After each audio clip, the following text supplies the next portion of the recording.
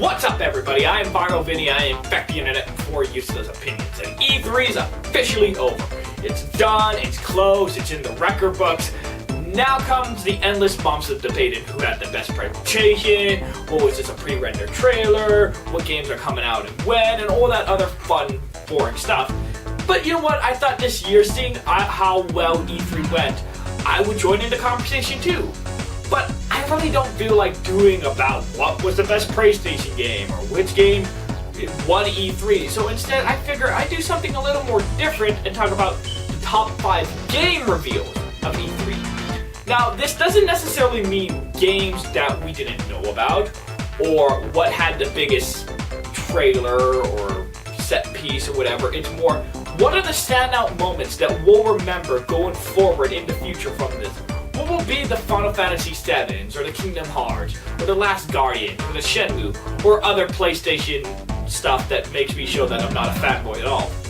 So again, these aren't all necessarily to say that I'm hyped for this game, or that this game is going to be good, or anything like that. This is more so which game had most people talking about it, had the biggest oh my god freak out moment, the biggest reactions, all that stuff. And again, of course, this is purely subjective and this is my personal top 5. So if your game's not on it, write in a comment and get the discussion going.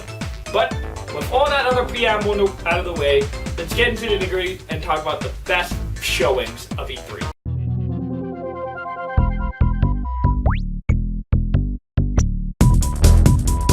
So this one is, first off, it's a little half and half, and I fully admit. But I think the reveal of Skyrim on Switch and Fallout in VR were both pretty exciting moments for people, and definitely got people talking about Skyrim again. Now you can talk about if we really should be talking about a 6-year-old game and them just porting it to wherever they can make money and yada yada. But the fact is, I saw a lot of people. We already knew Skyrim was coming for Switch, and people were, oh cool, that, you know, why do I want a 6-year-old game? And yeah, all they did show us was Link armor and stuff like that, but it still got people excited. People really are jazzed for it, and now sales of Skyrim on Switch are just gonna like swell because of that tiny fact. And then same with Fallout 4. We knew this was coming, they announced it last year, but we were always just like, Fallout in VR, whatever, cool, it's no big deal. But in here actually seeing it and actually seeing how the game's going to play, the little additions and all this stuff you get playing in VR, shows it actually does kind of look like a different game. Again, a port in a slightly different way to play, but it still got people excited. So yeah, both of these are just ports and remasters and whatever you want to call it. But I still think people were generally excited to see that something they thought would be simple cash cows actually turned out to be something pretty cool.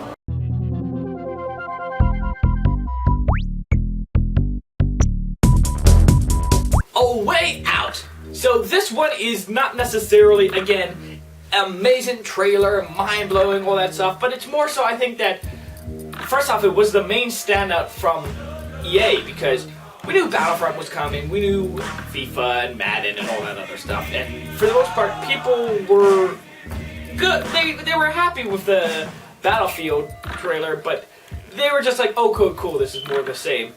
The fact that A Way Out is this game that kind of came out of nowhere and it doesn't feel like a typical EA game is what made a lot of people get excited and really say like, wow, this is the game that stands out. And I've already seen people talking about like, you know, EA sucked, Microsoft thought those types of stuff. But, you know, A Way Out, that's a cool game.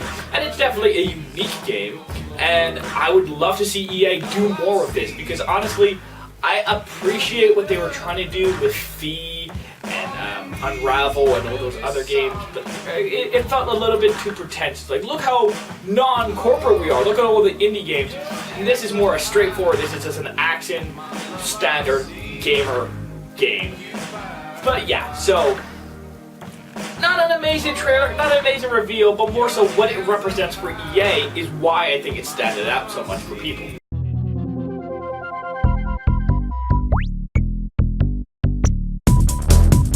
Mario Odyssey. Now, we already knew Mario Odyssey was going to be this big open world, and we were always kind of curious, like, can it, along with Zelda, really bolster the sales for the Switch in the holiday season? Like, how's that going to work? And we already seen a little bit of the gameplay when it was first revealed. We knew it was the open world and all that. And this trailer didn't necessarily show us anything new, besides the fact that Mario can possess literally anything. But it was more so all just the tiny stuff, just the the Mario riding the Segway, the different costumes, the fact that Paulina's in the game, the different environments, all these little tiny stuff. There wasn't anything major, but it made us go from, okay, cool, this is a Mario game, to, oh my god, this is going to be like a great Mario game.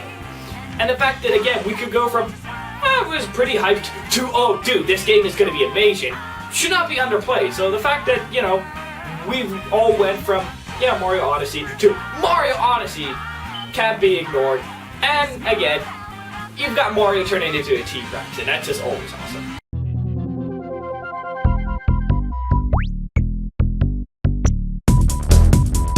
So, I fully admit, when we saw the leaked concept art and the images and all that, I thought Rabbids was going to be the dumbest thing ever, and I really don't like the Rabbids.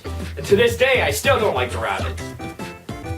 And yet the fact that they somehow got me to both A, laugh at the game, and B, really want this game, goes to show how well made and how great they handled this reveal. Because even though we knew the game was leaked and all that, we were just like, Mario plus Rabbids, and there's guns, and it's like, what is this gonna be? How is this gonna work? This sounds horrible. And literally everyone went from, this is dumb, this is never gonna work, this is an absolute failure, to, oh shit, that was actually pretty good. That was a really good game. I kind of want it.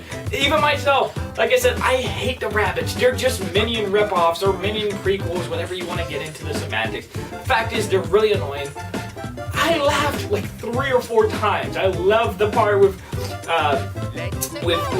Rabbid Peach just like making fun of normal Peach's dress, of the part where it's being smacked around with Piranha Plant and it's like taking a selfie. The game's funny, and it's also super deep. Again, it's one of those things, you don't imagine Nintendo XCOM until you see it right in front of you and you're like, this is amazing, where's this been all my life? And again, the main thing for me is I still don't think we need the Rabbids. I would more prefer Nintendo XCOM as opposed to Mario plus Rabbids. But for what it is, the fact that it has to be a hype, now I'm like, well, maybe we can get like a Donkey Kong DLC, or like a Kirby DLC, or like a Metroid DLC. Like the Cannon Blaster's right there, boom, just make Metroid a downloadable character, or a downloadable pack. Like, I can imagine so many sequel games where you could go with this, all the different stuff. It sounds amazing. So the fact that they were able to take a game people laughed at and made a joke to one of what will probably be the Switch's best-selling games this holiday season, that's pretty damn impressive, and kudos to them.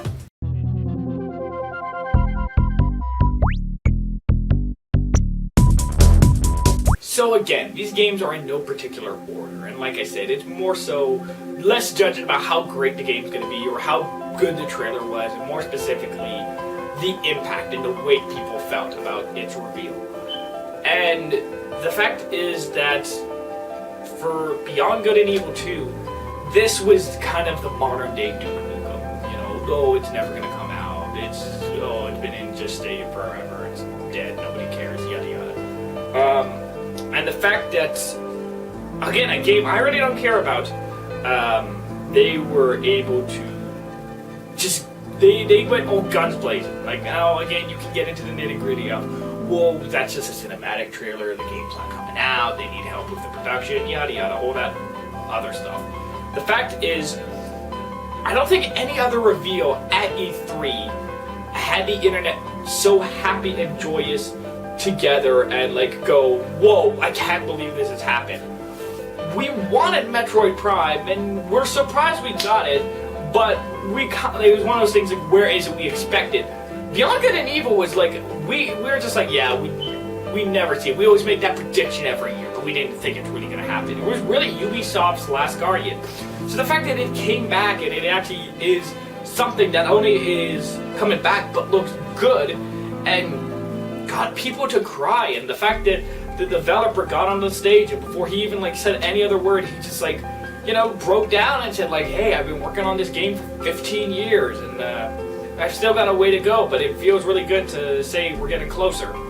Like, that fact just goes to show that This game truly means a lot to people. It may not mean a lot to me, it may not mean a lot to you, but the fact of the matter is, I don't think any other game had the emotional impact. The fact of just seeing that spaceship leave and like go into hyperdrive, just it left a gut feeling in people's chest.